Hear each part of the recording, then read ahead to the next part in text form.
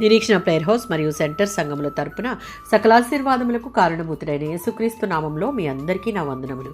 ఈ దినపు దేవుని మాట ద్వితీయోపదేశ కాండం 28వ అధ్యాయం 6వ వచనం. నీవు లోపలికి వచ్చినప్పుడు వెలుపలికి వెళ్ళినప్పుడు దీవించబడదువు.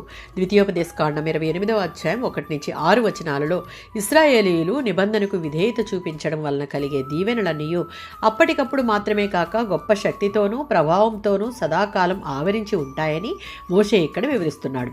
ఇశ్రాయేలీలు యెహోవాకు విధేయత చూపించినప్పుడు ఈ దీవెనలు మరియు యెహోవా కృప వారికి తప్పక దొరుకుతుంది. పట్టణంలో దీవించబడడం, పొలవులో దీవించబడడం, లోపలికి వచ్చినప్పుడు వెలుపలికి వెళ్ళినప్పుడు దీవించబడడం అనే ఈ మాటలను బట్టి దేవునికి విధేయత చూపించి జీవించే వారికి ఈ దీవెనలకు హద్దులుండవని తెలియజేస్తుంది.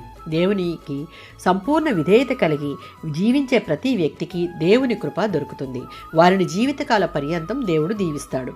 121వ సంకీర్తన 8వ చరణంలో మన క్రైస్తవ జీవితాలలో ఆధ్యాత్మికంగా జన్మించిన నాటి నుండి ఈ లోకాన్ని విడిచిపెట్టేంత వరకు మరియు మన రోజువారీ జీవితాలలో ఉదయం మొదలు సాయంత్రం వరకు చేసే ప్రయాణాలలో దేవుడు మనలను భద్రంగా కాపాడుతాను అని వాగ్దానం చేస్తున్నాడు.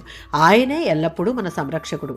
ఎప్పుడు మన జీవితాలలో అది సాధ్యమంటే మన జీవిత యాత్ర అంతటిలో ఎప్పుడూ దేవునిపై నమ్మకం ఉంచిన వారికి, విధేయత చూపించే వారికి సంపూర్ణ సంరక్షణ ఉంటుంది. ఈ వచనంలో ఇచ్చే దీవెన ప్రతి మానవుడు కోరుకునేదే.